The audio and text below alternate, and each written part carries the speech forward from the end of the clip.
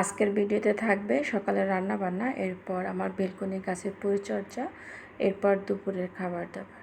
আসসালামু আলাইকুম, আশা করি সবাই আমার সঙ্গেই থাকবেন। ভিডিওটা একদম সকাল থেকেই শুরু করছি। সকালবেলা ঘুম থেকে উঠি, এখানে দেখলাম যে গতকাল আমি মরিচ কাঁচা ঝাল যেগুলো ছিল সেগুলো ধুয়ে রেখেছিলাম, ফ্রিজ রাখিনি বলে একদম পচে গেছে। তাই কিছুটা যে কয়টা ভালো আছে সেই কয়টা শুধু বেছে নেব, আর বাকিগুলো ফেলে দিতে হবে। ফেলে না দিয়ে কী করবো, আমি ময়লার ঝুড়িতে ফেলে দেব না, ওইটা আমি আলাদাভাবে পলিথিনে করে রেখে দেব। আমি রান্নাঘরের কখনো সবজির ময়লা ফেলে দিই না, না ফেলে দিয়ে গাছ লাগানোর জন্য এক জায়গায় জমা করে রাখি। এরপর গতকালকে রাতে আমি রুটি বানিয়ে রেখেছিলাম, আর সকালবেলা আলু ভাজি করব। আমার মেয়েটা আলু ভাজি খুব পছন্দ করে, শুধু যে আলু ভাজি একদম ভাজা ভাজা হবে এটা ওর খুবই পছন্দ। তাই ওরা এখনও ঘুমাচ্ছে, আমি এই ফাঁকে আলুগুলো কুচি করে নিয়ে এরপর ধুয়ে নেব। ধুয়ে নিলে কী হয় যে আলুর যে একটা কষ থাকে সেটা চলে যায়, তাহলে সেই আলুটা একদম ভাজা ভাজা হয়। আর যদি কষের সঙ্গে আমি আলুটা ভাজতাম তাহলে আমি আলু ভাজাটা একদম ঝরঝরে হতো না। এরপর আমি তেল দিয়ে এখানে পেঁয়াজ আর কাঁচা ঝাল দিয়েছিলাম, আর পরিমাণে বেশি হয়ে যাবে বলে কিছুটা তুলে রেখেছি। এটা আমি দুপুরবেলা রান্নার সময় অন্য কিছু দিয়ে একটা আইটেম করে নেব। এরপর হলুদ আর লবণ দিয়ে আমি এটা ভালোভাবে নাড়াচাড়া করে ঢেকে দেব। ভালোভাবে একটু নেড়ে চেড়ে দিচ্ছিলাম যাতে হলুদটা ভালোভাবে মিক্স হয়ে যায়। এরপর কিছু সময় আমি ঢেকে রান্না করব। এরপর এই যে মেয়ে উঠে গেছে, ছেলে উঠে গেছে, উঠে আমার পাশে বসে আছে, ক্যামেরা অন করে দেখে দুইজনে হাই বললো। দেখেন চোখ মুখের কী অবস্থা, সকালবেলা ঘুম থেকে উঠেই আমার সাথে একদম রান্নাঘরে দুজনে চোখে ঘুম নিয়ে আমার পাশে বসে আছে, আর আমি এদিকে ওদের জন্য নাস্তা রেডি করছি। এরপর আলু ভাজিটা হয়ে গেলে আমি আরেকটা চুলাতে গতকাল রাতে রুটি বানিয়েছিলাম সেটাই ভেজে নেব। আর ওদের জন্য আমি দুটো পরোটা একটু ঘি দিয়ে ভেজে নেব, কারণ এখানে প্রোটিন বলতে কিছুই নেই, সবই কার্বোহাইড্রেট, রুটি আলু ভাজি। তাই আমি একটু ঘি দিয়ে ওদের জন্য রুটি ভেজে নেব। আমার ছেলে ক্যামেরা অন করা দেখে পেছনে হাত দিয়ে দেখাচ্ছে যে ওর হাত দেখা যায় কি না, এই অবস্থা। আমি ওকে কোলে নিয়ে রুটি ভাজছিলাম। আমি ওদের সঙ্গে রুটি আর আলু ভাজি খেয়ে নেব সকালবেলা, আর বেশি কিছু করব না।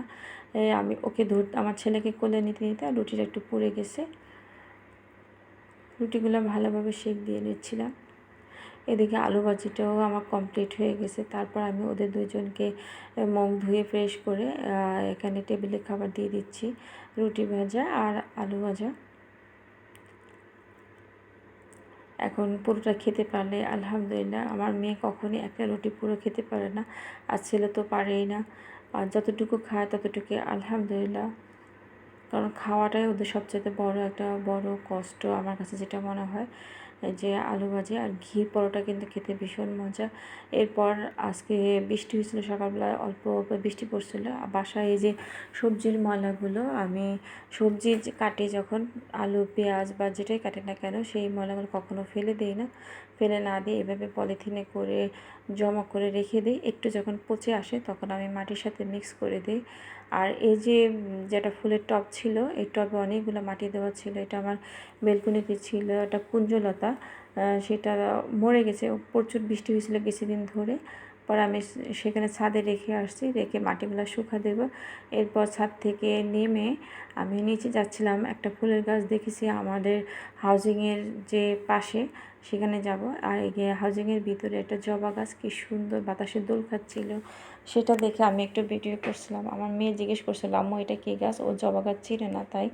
এরপর আমরা হাউজিংয়ের ভিতর থেকে বের হয়ে রাস্তায় দাঁড়িয়েছিলাম রাস্তা পার হওয়ার জন্য। এখানে সামনে এত গাড়ি চলাচল করে যেখানে বের হওয়া অনেক কষ্ট। এরপর রাস্তা পার হয়ে আরেকটা গলিতে আসি। এই গলির এখানে আমি এক ধরনের গাছ দেখেছিলাম, সিঙ্গোনিয়াম যেটাকে বলে, সেই গাছ দেখার জন্য এখানে আছে কিনা। এই রাস্তার পাড়ে অনেক সুন্দর সুন্দর গাছ পড়ে থাকে, যেগুলো আমরা নার্সারি থেকে কিনে নিয়ে আসি, বাট এখানে অযত্নে অবহেলায় বড় হয়, সেগুলো কেউ তুলে নেয় না।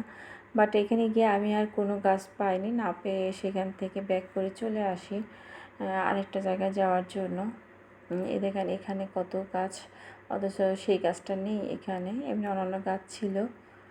এখান থেকে আমি চলে আসি। অবশ্য আমি কখনো এখান থেকে না বলে গাছ নিই না, কারো কাছে বলি তারপর নিই। এর আগে কখনো নিইনি। এই যে তারপর এখানে আসি, এসে দেখি যে এই সিঙ্গোনিয়াম কিন্তু রাস্তার পাড়ে হয়ে আছে, আর এর পাড়ে যে বাড়ির যে পেছনে এখানে অনেক গাছ ছিল, এখানেই গাছটা ছিল, কিন্তু আমি এখানে তোলার সাহস পাইনি, খুবই নোংরা ছিল পরিবেশটা, সেই জন্য তুলে নিই। আর আসার পথে এটা ছিল আমাদের হাউজিংয়ের যে একদম ইয়ে থাকে, দেয়াল থাকে, পাঁচিলের পাশেই এই যে গাছটা, এটা সম্ভবত সন্ধ্যা মালতী একটা ফুলের গাছ। এগুলো এমনিতেই মানে হয়েছিল, লাগানো ছিল না, তাই আমি তুলে নিয়ে আসি। যদি লাগানো থাকে তাহলে আমি সোসাইটির কাউকে, যে যারা এখানে কর্তব্যরত আছে তাদেরকে বলে নিতাম।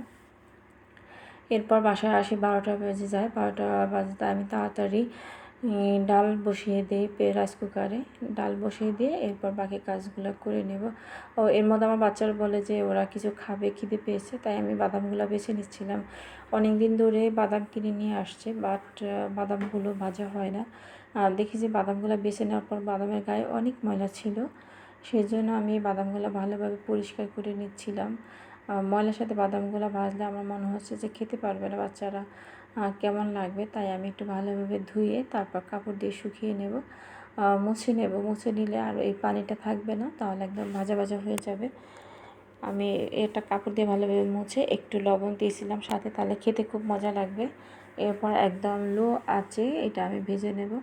এইটা আমি চুলায় বসিয়ে দিয়ে আমার বেলকুনিতে গেছি, এসে দেখি যে অনেকগুলো বাদাম পুড়ে গেছে। এই যে আমার বেলকুনিতে গাছগুলো এলোমেলো হয়ে আছে। এখানে অনেকগুলো ফুলের টব ছিল, খুব অনেক দিন ধরে বৃষ্টি থাকার কারণে এই গাছগুলো মরে গেছে। আজকে এগুলো একটু পরিষ্কার করে নেব। এখানে কিছু কিছু গাছ আছে যেগুলো বেলকনি থেকে তুলে ফেলা হয়েছে। আর এই যে একটা দই নিয়ে আসছিল আমার হাজব্যান্ড, সেই দইয়ের যে মালসাটা ছিল, এই মালসাটা ফুটো করে আমি এটাতেও কিছু গাছ লাগাবো, তাই এটা ফুটো করার চেষ্টা করছি। এটা অনেক মোটা ছিল, ফুটো করতে অনেকটা সময় লেগেছে। এরপরে এই যে এই দইয়ের মালসাতে এই অ্যালোভেরা গাছ দুটো আমার, আমি থাকি 7C-তে, আর 8C-তে এক আপু আমাকে দিয়েছে। ওনার বাসায় অনেক ফুলের গাছ আছে। আপু আমাকে আগেও অন্যান্য গাছ দিয়েছিল, তাই আমি এই গাছটা এই টবে লাগিয়েছিলাম। আমার বাসায় এক্সট্রা টব ছিল না, সেই জন্য আমি এখানে লাগিয়ে দিয়েছি। এরপর বাকি গাছগুলো আমি পরিষ্কার করে নেব। এখানে আমি একটা রেন লিলি যে গাছ আছে, ওইটাতে আমার ফুল ছিল, ফুল দুটো আমার বাচ্চারা ছিঁড়ে ফেলছে। ওইটাও গাছটা আমার পাশের ফ্ল্যাটে আরেকটা আপু দিয়েছে। গাছটা কি সুন্দর বড় হলো, অনেক সুন্দর লাগবে। এরপর বেলকনিগুলো পরিষ্কার না করে আমি এখানে চলে আসি, কারণ আমার রান্নাবান্না করতে সময় লাগবে। এদিকে 1টা বেজে গেছে, তাই আমি এখানে কিছু কাজ করছি, একবার রান্না করে একবার কাজ করছি, 2 জায়গা দূরত্ব হচ্ছে। আর একটু দেখা যাচ্ছে 1:30 বা 2টা বাজে, বাচ্চারাও খিদের জন্য কান্নাকাটি করবে, এই জন্য যে গাছটা আমি নিয়ে আসছিলাম যে আমাদের হাউজিংয়ের পাশ থেকে, সেই গাছটা এখানে লাগিয়ে দিয়েছি, আর এভাবে রেখেই আমি চলে গেছি। পরে অবশ্য পরিষ্কার করবো। এটা আমার ছিল কুঞ্জলতা, আর এখানে দেখলাম যে গাছটা বড় হচ্ছে না, তাই আমি একটু এই যে মানি প্লান্ট গাছটা অনেক দিন, প্রায় বছরখানেক হবে, আমার ওয়াশরুমে ছিল একটা টবের মধ্যে, সেখান থেকে দেখি কোনোভাবে বড় হচ্ছে না, তাই আমি মাটিতে পুঁতে দিলাম। এরপরে আমি এখানে সার নিয়ে আসলাম নার্সারি থেকে, সেই সার এখানে দিয়ে দেব। জানি না সার দেওয়ার পরে কেমন হবে, তাই আমি অল্প করে দিয়েছিলাম, যে কী হয়, যে গাছটা একটু বড় হয় কি না, কারণ এতবার মানি প্লান্ট গাছ কিনা হয় কিন্তু একবারও বাঁচে না। এরপর এটা ছিল স্পাইডার প্লান্ট, এটা অনেক দিন হয়েছে কিনেছি, মনে হচ্ছে যে বেঁচে গেছে, বড় হবে। এরপরে দেখেন আমার বারান্দার কী অবস্থা, আমি পরিষ্কার না করেই রান্না করতে চলে গেছি। রান্না করে এরপরে এসেই আমি তাড়াতাড়ি রাইস কুকারে ভাত বসিয়ে দিয়েছি, আর এরপর আমি সবজি রান্না করে নেব। ভাতটা হয়ে যাবার, ডাল হয়ে গেছে, অবশ্য আমি বাগান পরিষ্কার করতে করতেই ডাল হয়ে গেছে। এদিকে মেয়ে গোসল করছে, ছেলে এখনও গোসল করা হয়নি।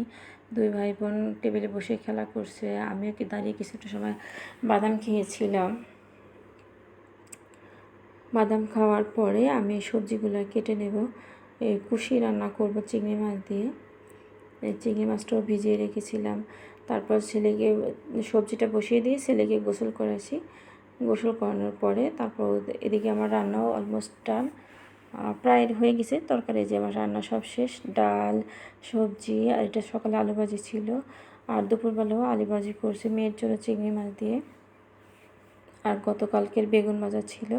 এটাই ছিল আলহামদুলিল্লাহ দুপুরের খাবার। পরে আমি এখানে কিছুটা বারান্দা পরিষ্কার করছি, এরপর খেয়ে দিয়ে ছেলে মেয়ে দুটো ঘুমিয়েছিল, আমিও একটু রেস্ট নিয়েছিলাম। কে কোথা থেকে আমার ভিডিওটা দেখছেন অবশ্যই এটা লাইক, কমেন্ট, সাবস্ক্রাইব করবেন প্লিজ। আল্লাহ হাফিজ।